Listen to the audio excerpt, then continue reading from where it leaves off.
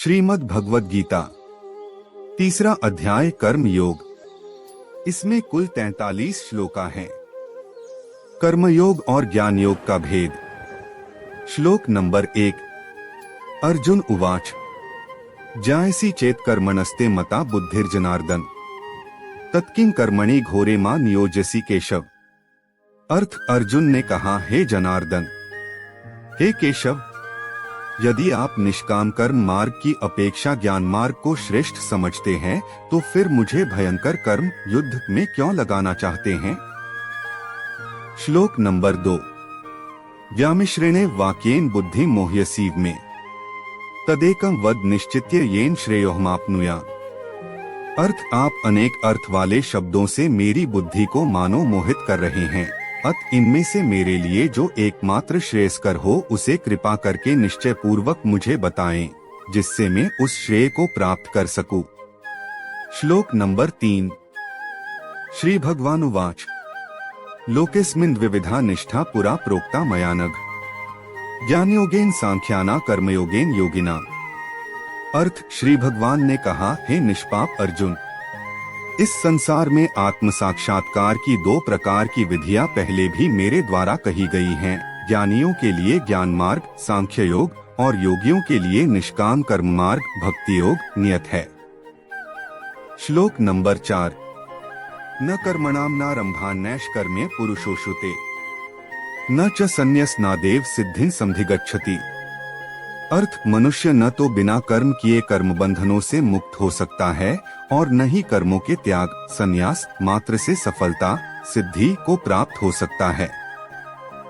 श्लोक नंबर 5। न ही कश्चित् क्षणमपि जातु तिष्ठत्य कर्मकृत कार्यते ह्यवशः कर्म सर्वः प्रकृतिजैर्गुणैः है। अर्थ, कोई भी मनुष्य किसी भी समय में क्षण मात्र भी कर्म किए बिना नहीं रह सकता है, क्योंकि प्रत्येक मनुष्य प्रकृति से उत्पन्न गुणों द्वारा विवश होकर कर्म करता है। श्लोक नंबर 6। कर्मेंद्रियाणि संयमय य आस्ते मनसा स्मरन् इंद्रियार्थान विमूढ़ात्मा मिथ्याचारः स उच्यते। अर्थ, जो मनुष्य कर्मेंद्रियों को वश में तो करता है किंतु मन से इंद्रियों के विषयों का चिंतन करता रहता है, सा मूर्ख जीव मिथ्याचारी कहलाता है। श्लोक नंबर 7। यस्त्विन्द्रियाणि मनसा नियम्यार्भतेर्जुन कर्मेंद्रियः कर्मयोगमसक्तः स विशिष्यते। अर्थ, हे अर्जुन, जो मनुष्य मन के द्वारा इंद्रियों को वश में करने का प्रयत्न करता है और बिना किसी आसक्ति के कर्मयोग निष्काम कर्मयोग का आचरण करता है, वही सभी मनुष्यों में अत्युत्तम मनुष्य है। श्लोक नंबर 8। नेतं कुरु कर्म त्वं कर्म ज्यायो ह्यकर्मणः शरीर यात्रापि च ते न प्रसिद्धेत कर्मणः। अर्थ, हे अर्जुन, तू अपना नियत कर्तव्य कर्म कर, क्योंकि कर्म न करने की अपेक्षा कर्म करना श्रेष्ठ है। कर्म न करने से तो तेरी यह जीवन यात्रा भी सफल नहीं हो सकती है। श्लोक नंबर 9। यज्ञ की उत्पत्ति का निरूपण। यज्ञार्थात् कर्मणोऽन्यत्र लोकोऽयं कर्म बंधनः तदर्थं कर्म कौन्तेय मुक्त संगः समाचर। अर्थ, यज्ञ की प्रक्रिया ही कर्म है। इस यज्ञ की प्रक्रिया के अतिरिक्त जो भी किया जाता है उससे जन्म मृत्यु रूपी बंधन उत्पन्न होता है। हे कुंती पुत्र, उस यज्ञ की पूर्ति के लिए संग दोष से मुक्त रहकर भली भांति कर्म का आचरण कर। श्लोक नंबर 10। सहयज्ञाः प्रजाः सृष्टा पुरोवाच प्रजापतिः अनेन प्रस्विष्य ध्वमेश वोस्त्विष्ट कामधुक्। अर्थ, सृष्टि के प्रारंभ में प्रजापति ब्रह्मा ने यज्ञ सहित देवताओं और मनुष्यों को रचकर उनसे कहा कि तुम लोग इस यज्ञ द्वारा सुख समृद्धि को प्राप्त करो और यह यज्ञ तुम लोगों की इष्ट परमात्मा संबंधित कामना की पूर्ति करेगा। श्लोक नंबर 11। देवान् भाव्यतानेन ते देवा भाव्यन्तु वः परस्परं भाव्यन्तः श्रेयः परं वाप्स्यथ।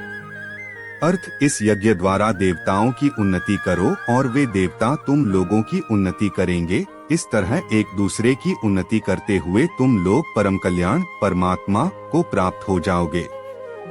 श्लोक नंबर 12। इष्टान भोगान ही वो देवा दास्यन्ते यज्ञ भाविता है तैर्दत्तान प्रदायभ्यो यो भुंक्ते स्तेन एव सह। अर्थ यज्ञ द्वारा उन्नति को प्राप्त देवता तुम लोगों की सभी आवश्यकताओं की पूर्ति करेंगे, किंतु जो मनुष्य देवताओं द्वारा दिए हुए सुख भोगों को उनको दिए बिना ही स्वयं भोगता है, उसे निश्चित रूप से चोर समझना चाहिए। श्लोक नंबर 13।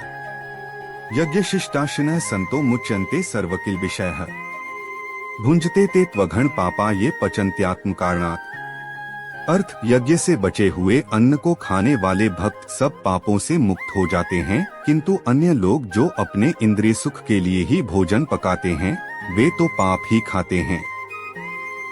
श्लोक नंबर 14। अन्नाद् भवन्ति भूतानि पर्जन्यादन्न संभवः यज्ञाद् भवति पर्जन्यो यज्ञः कर्मसमुद्भवः। अर्थ सभी प्राणी अन्न से उत्पन्न होते हैं, अन्न की उत्पत्ति वर्षा से होती है, वर्षा की उत्पत्ति यज्ञ संपन्न करने से होती है और यज्ञ की उत्पत्ति नियत कर्म वेद की आज्ञानुसार कर्म के करने से होती है। श्लोक नंबर 15। कर्म ब्रह्मोद्भवम विद्धि ब्रह्माक्षर समुद्भवम तस्मात् सर्वक्तं ब्रह्मा नित्य यज्ञ प्रतिष्ठितम। अर्थ नियत कर्मों का विधान वेद में निहित है और वेद को शब्द रूप से अविनाशी परमात्मा से साक्षात उत्पन्न समझना चाहिए, इसलिए सर्वव्यापी परमात्मा ब्रह्म रूप में यज्ञ में सदा स्थित रहता है। श्लोक नंबर 16। एवं प्रवर्तितम चक्रं नानुवर्तयति ह्यः अघायुरिन्द्रियारामो मोघः पार्थ स जीवति। अर्थ हे पृथापुत्र, जो मनुष्य जीवन में इस प्रकार वेदों द्वारा स्थापित यज्ञचक्र नियत कर्म का अनुसरण नहीं करता है वह निश्चय ही पापमय जीवन व्यतीत करता है। सा मनुष्य इंद्रियों की तुष्टि के लिए व्यर्थ ही जीता है। श्लोक नंबर 17। नियत कर्म का निरूपण। यस्त्वात्मर्तिरेव स्यादात्मतृप्तश्च मानवः आत्मन्येव च संतुष्टस्तस्य कार्य न विद्यते। अर्थ परंतु जो मनुष्य आत्मा में ही आनंद प्राप्त कर लेता है तथा वह अपनी आत्मा में ही पूर्ण संतुष्ट रहता है, उसके लिए कोई नियत कर्म कर्तव्य शेष नहीं रहता है। श्लोक नंबर 18। संजय उवाच नैव तस्य कृतेनार्थो नाकृतेने कश्चन न चास्य सर्वभूतेषु कश्चिदर्थ व्यपाश्रयः। अर्थ उस महापुरुष के लिए इस संसार में न तो कर्तव्य कर्म करने की आवश्यकता रह जाती है और न ही कर्म को न करने का कोई कारण ही रहता है तथा उसे समस्त प्राणियों में से किसी पर निर्भर रहने की आवश्यकता नहीं रहती है। श्लोक नंबर 19। तस्मात् सक्तः सत्तं कार्यं कर्म समाचर असक्तो ह्याचरन् कर्म परमाप्नोति पुरुषः।